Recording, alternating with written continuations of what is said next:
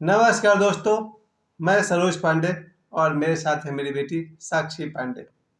हम दोनों आज एक कट्टर सनातनी की बात कर रहे हैं, बाबा बागेश्वर की बात कर रहे हैं। ये नौजवान बाबा बागेश्वर आज के समय में 2023 में सनातन के लिए जिस तरह से काम कर रहे हैं, 24 घंटे में मुश्किल से 2 या 3 घंटे ये अपने लिए जीते हैं, बाकी 21 घंटा वो सनातन धर्म के लिए और अपने देश के लिए जीते हैं। साक्षी, आपको तो पता ही है, वो 2.5-3 घंटा से ज़्यादा वो सोते नहीं हैं। कभी कभी 15 दिनों में 2-2.5 घंटा सोते हैं या एक सप्ताह में 2-2.5 घंटा सोते हैं, यानी प्रतिदिन आधा घंटा 1 घंटा की नींद लेते हैं। इतना कम सोने वाला नौजवान कई बार मैं देखता हूँ उनका दिव्य दरबार में या कथा प्रवचन में, उनको जमाई आ रही है और सोना चाह रहे हैं, नींद आ रही है, लेकिन फिर भी वो अपनी जगह से, अपने व्यासपीठ से वो हटते नहीं। आज अगर सनातन के लिए कोई अगर मैक्सिमम समय, अधिकतम समय अपने जीवन का दे रहे हैं, तो उनमें से एक है बाबा बागेश्वर। सनातन पर तो कई बार आप देखिए, एक और सबसे बड़े अगर किसी को माना जाए तो श्री राम भद्राचार्य जी हैं।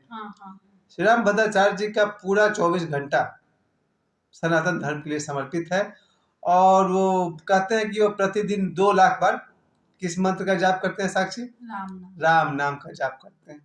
यानी कि श्री राम भद्राचार्य जी 24 घंटे में प्रतिदिन 2 लाख बार राम राम राम राम का जप करते हैं या जाप करते हैं, कह लीजिए। उनको देख करके, उनसे प्रभावित होकर के मैंने भी लिखना शुरू किया राम राम। सुबह से लेकर रात 11 बजे तक मुझसे जितनी बार हो बन पड़ता है उतनी बार मैं अपने कॉपी पर राम राम लिखता ही रहता हूँ। शायद आपको मैं दिखा सकूँ, ये मेरा वो कॉपी है जिसमें मैं राम राम लिखते ही जाता हूँ। उनका ये मैंने राम भद्राचार्य जी से सीखा है। शायद मैं दिखा पाऊँ, हाँ छोड़ दो, हाँ जी बिल्कुल। तो ये और भी आगे भी है ना, ये देखिए, हाँ जी। तो इस तरह से आप लोग देख रहे हैं कि श्री राम भद्राचार्य जी से प्रभावित होकर के मैंने भी राम राम लिखना शुरू किया। मेरा दोस्तों, सनातनी जो आज के समय में है, मैं तो यहाँ तक देखता हूँ कई बार इस धर्म के लिए, सनातन धर्म के लिए और हमारे देश के लिए एक दो नहीं, करोड़ों नौजवान अब काम कर रहे हैं। सिर्फ धनबाद में नहीं, पूरे झारखंड और बिहार में नहीं, पूरे भारत में करोड़ों नौजवान हैं जिन्होंने जीवन का एक ध्येय बना लिया है अपने सनातन धर्म के लिए काम करना। क्या है सनातन धर्म? इस पर बहुत सारे लोग सवाल पूछते हैं। हिंदू धर्म, सनातन धर्म, ज़्यादा नहीं, शब्दों का ही फर्क है मेरे दोस्तों, और बाकी आप खुद कमेंट करके हमको बता दीजिएगा। हिंदू धर्म या सनातन धर्म एक ऐसा धर्म है जो शुरू से ही माता पिता का आदर सिखाता है, गुरुजनों का आदर सिखाता है, अपने देश को, मातृभूमि को सबसे पहले, सर्वप्रथम स्थान दिया जाता है। अपने देश को सबसे पहला स्थान दिया जाता है। माता पिता गुरु से भी बढ़कर मातृभूमि को माना गया है। क्या है वो, संस्कृत में एक सूत्र है, जननी जन्मभूमिश्च स्वर्गादपि गरीयसी। जननी और जन्मभूमि, माँ और मातृभूमि स्वर्ग से भी महान है।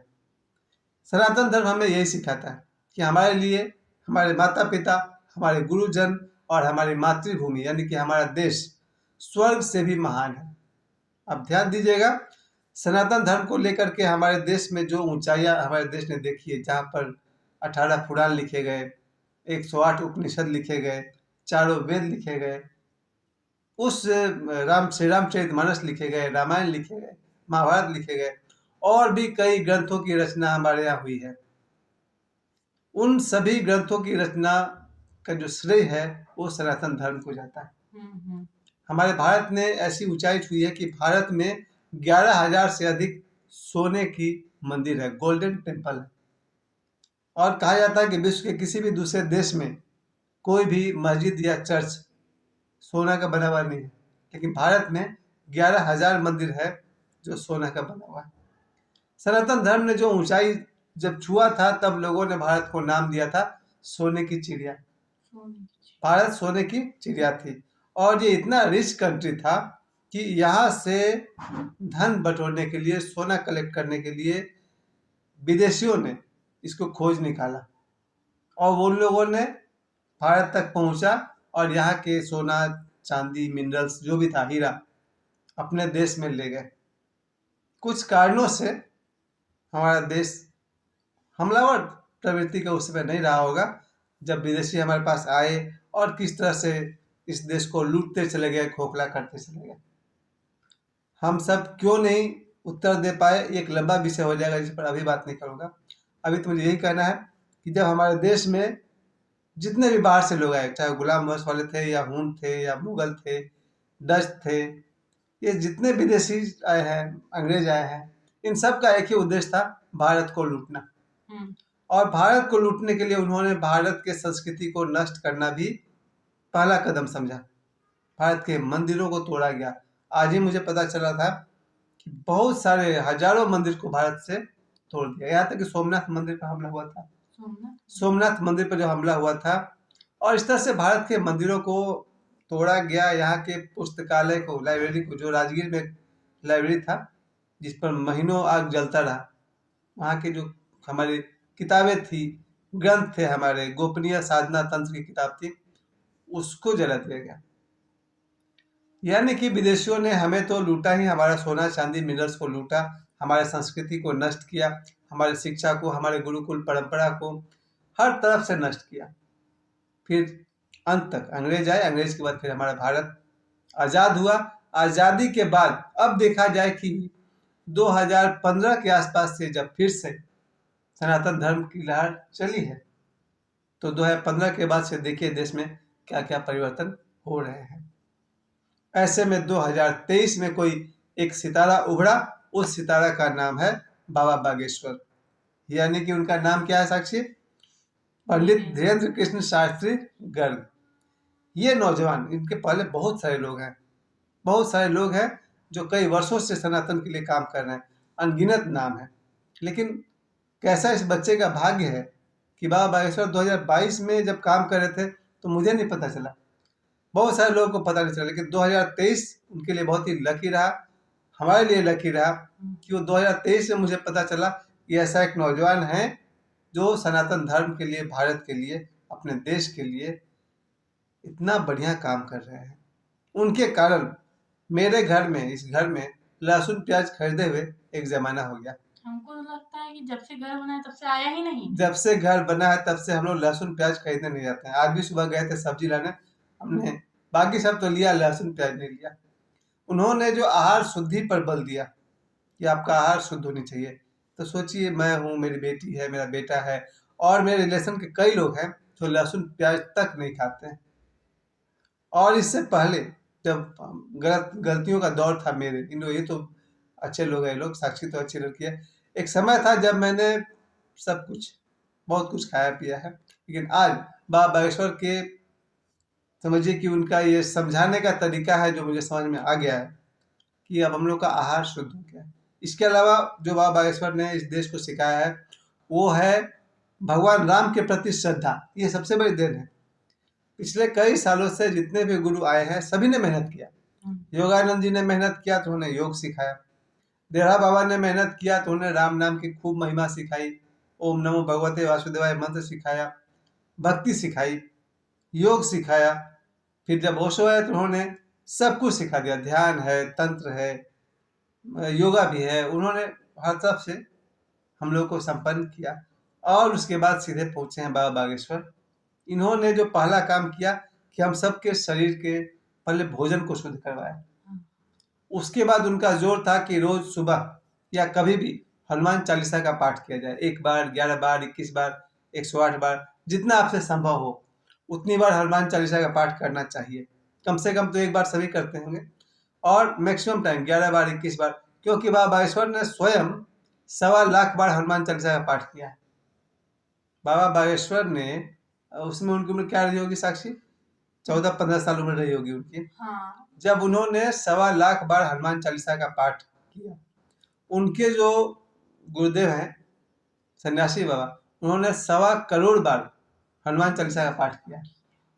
सन्यासी बाबा जो उनके एक पैर पर खड़े होकर के, सन्यासी बाबा ने आज से लगभग 300 वर्ष पहले, आज से 300 वर्ष पहले बाबा धीरेन्द्र शास्त्री जी के गुरुदेव सन्यासी बाबा ने एक पैर पर खड़े होकर के 1.25 करोड़ बार हनुमान चालीसा का पाठ किया।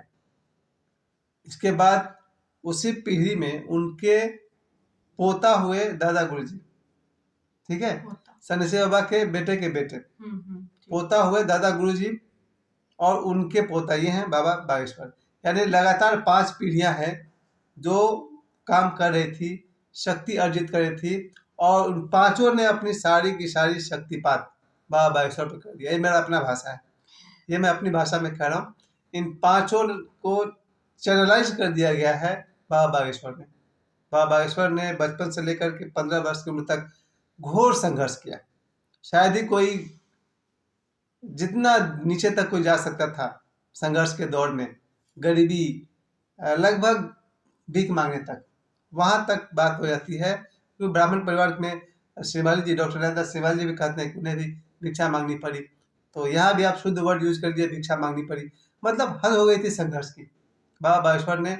और यही बाबा बागेश्वर आज 2023 में, जिनको देखने के लिए 15 लाख लोग एक बार एकत्रित होते हैं, और उनके सत्संग को शायद दुनिया में 1-2 करोड़ लोग तो लाइव टीवी पर देखते हैं। 1 करोड़ लोग at the same time live देख रहे हैं। 15 लाख सामने बैठ के देख रहे हैं, लाइव में 1 करोड़ लोग, और बाद में यूट्यूब पर कितना, उनके बाद तुमने बताया था ना कितना ट्रिलियन उनके फैंस हैं।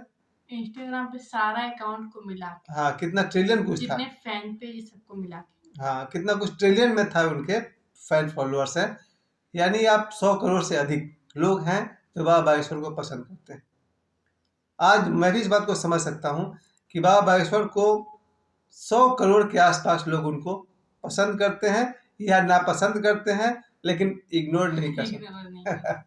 मेरे तरफ से इस नौजवान को, चूंकि काफी समय आप लोगों ने मुझे दिया है, मैं यही कहना चाहता हूँ। बाबा बागेश्वर का संदेश एक लाइन में मैं आपको बताता हूँ: आहार शुद्धि, विचार शुद्धि, कर्म शुद्धि, हनुमान चालीसा का पाठ, श्री रामचरितमानस का पाठ, और राम राम का। आप देखें जब वो सत्संग करते हैं दिव्य दरबार में, तो हर 2 सेकंड बोलते हैं राम राम, वो बोलते हैं। दिव्य दरबार में वो हर 2 सेकंड में, 1 मिनट में कितनी बार राम बोलते हुए बुलवाते हैं। तो राम राम का आप जितनी बार उच्चारण कर सकें, श्री रामचरितमानस का जितनी बार आप चौपाई पढ़ सकें, और हनुमान चालीसा का जितनी बार आप पाठ कर सकें, और अपने देश के प्रति, अपने सनातन धर्म के प्रति हमारा जीवन भी समर्पित हो। मैं और मेरी बेटी, चूंकि हम लोग तो प्रत्यक्ष उनको सामने बैठकर हम लोगों ने उनको देखा था, पटना के दिव्य दरबार जो लगी थी, पटना के कार्यक्रम में हम दोनों बाप बेटी और मेरा बेटा वहाँ गए थे, फेस टू फेस हम उनको देख पाए हैं। और बहुत जल्दी हम लोग छतरपुर उनके धाम पर जाने वाले हैं। संभवतः 8 फरवरी से 8 मार्च के बीच में कभी हम लोग उनके धाम पर जाएंगे, छतरपुर बाबा बागेश्वर जी के पास। फिर वहाँ से हम लोग आपको लाइव में कुछ दिखाएंगे। मुझे समय देने के लिए आप सभी को बहुत बहुत धन्यवाद। और हमें गर्व है बाबा बागेश्वर धाम पर, पंडित धीरेन्द्र कृष्ण शास्त्री जी पर। हमारा सौभाग्य है कि आप जैसे युग पुरुष हमारे बीच हैं। हमें समय देने के लिए आप सभी को बहुत बहुत धन्यवाद।